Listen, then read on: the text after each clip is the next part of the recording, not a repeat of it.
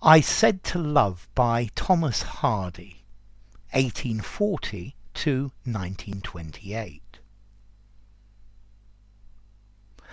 I said to love, it is not now as in old days, when men adored thee and thy ways all else above, named thee the boy, the bright, the one who spread a heaven beneath the sun.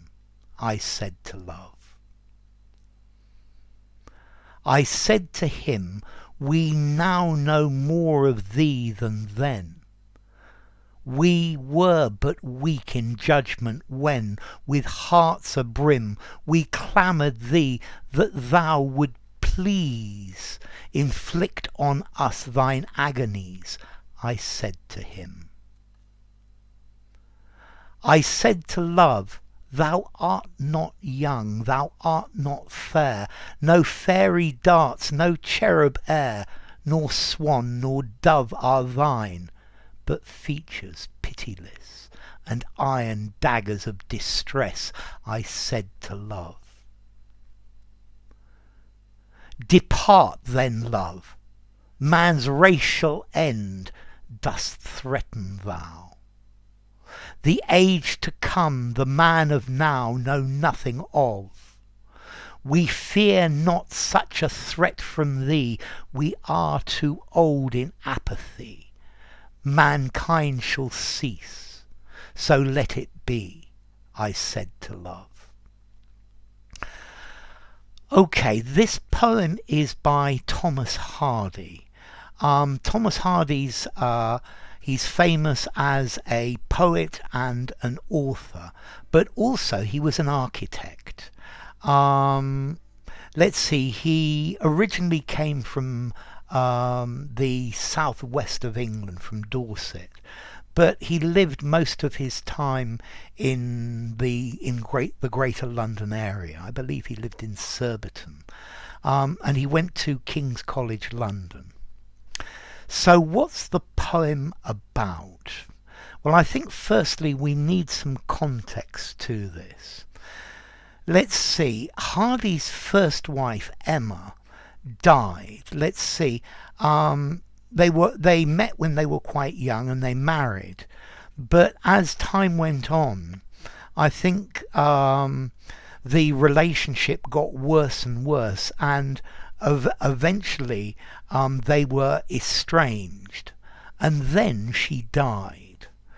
And when she died, he started to feel really, really, really bad about it. And he had great difficulty in coping with this loss, even after he remarried again. And this poem, it's a lyric poem where he's personifying love. He's speaking to love. But this is because he can't speak to Emma, his first wife, because she's now dead.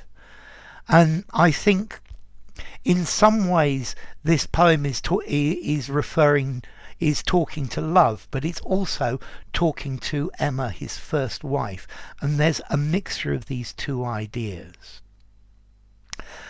I think the tone of the poem is ironic and aggressive and angry with love.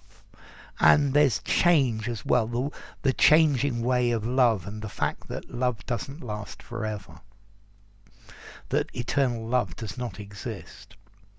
So, I said to love, so notice the capital L. Yeah, this capital L is making love into a person and personifying it. It is not now as in old days, when men adored thee and thy ways above all else. So I think this is twofold. Yeah, he's saying that the love he had for Emma, when he loved her for what she was and the way that she did things, yeah, he was in love with her as a person. And I think it's also saying that his attitude to love has changed.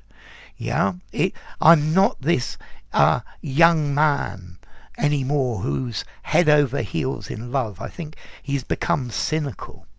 Yeah. So when men adored love or Emma and the ways above all else, named thee the boy, the bright, the one who spread a heaven beneath the sun, I said to love. And again, this is looking at this in two different ways. Yeah, that the boy, the bright, the one. I think this is saying that I used to think that love was the most important thing. It was bright. It was the thing that made heaven on earth possible. Yeah, who spread a heaven beneath the sun. But also, I think it's saying, I now understand that the way I love is different. It's not when I was loving you as a young person, yeah, when I was immature and you were absolutely everything to me, yeah, but love changed. But I think also maybe that Emma couldn't see that he still loved her. So, I said to him, so notice this, here he's referring to love as him. It's much more common to refer to love as feminine. For example, Venus. Venus is a goddess, not a god. And I think this is emphasizing the fact that he's angry with love because it's making him feel like this. This makes it more justifiable for him to be angry with a man, because he's personifying love as a cruel man, and therefore we can sympathize with him more. We now know more of thee than then. We were but weak in judgment when, and I'll go to there. So now I understand much more about love. I understand how love works. And here again, he's saying maybe now humans understand more about love than in the past. And this is a view of love from a point of experience. I think this is also showing a sense of disappointment that this passion that he felt for Emma when they were first together is something that changed and didn't continue. But we were weak in judgment when. So in this first stage of love with infatuation, yeah, it takes away your mind, it takes away your ability for good judgment. Yeah. And we didn't know what we were doing. When with hearts abrim, so our hearts were they were brimming with love for each other, we clamoured thee that thou wouldst please inflict on us thine agonies. So we clamoured, we shouted to love, we begged love, please inflict on us the agonies of love. But we didn't realize that we were doing it at that time. We were full of all the joys and happinesses of love, and we were begging to be with each other. But we didn't understand that this was asking for problems, and that pain comes after love, agony comes after love. And this is saying that love has tricked him. He thought that when they were passionately in love with each other, then he thought this would last forever, but it didn't. And he repeats, I said to him. I think these two I said to hims at the beginning and the end. This is showing how angry he is with love. I said to love, thou art not young, thou art not fair, no fairy darts, no cherub air. So here he's criticizing love. He thought that love was young and beautiful, and it was associated with fairies darting, moving around, and cherubs in the air singing to the heavenly choirs. And he thought that love was young and beautiful, and it was something magical with fairies and heavenly with cherubs. But it wasn't true. Nor swan no dove are thine. So the swan and the dove, these are both white birds, and I think this represents purity and the purity of true love. And now he realizes that the purity of true love is something that doesn't exist, that the relationship soured. Yeah, but he still loves her, and I think maybe he feels guilty as well. So I think maybe some of this is reflected back on himself. But features pitiless and iron daggers of distress I said to love. So now he sees the other side of love, and it has features. It's without pity, and it's stabbing him with daggers of iron, and he's now very distressed by this, and this is the other side of the coin, and he's angry with love for doing this to him.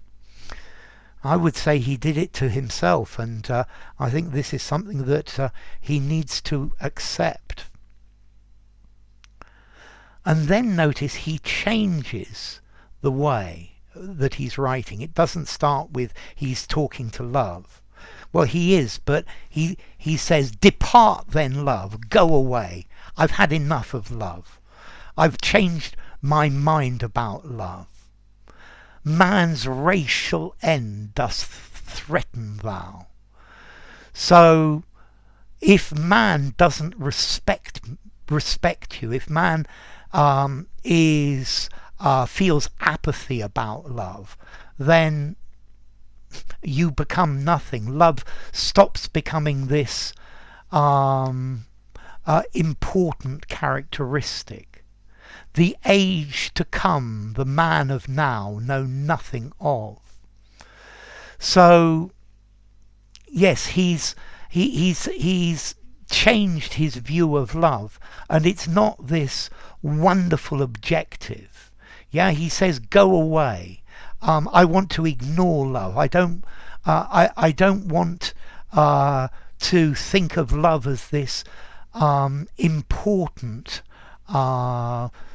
objective in life." Yeah, that love it's just a problem. It's something that you should ignore.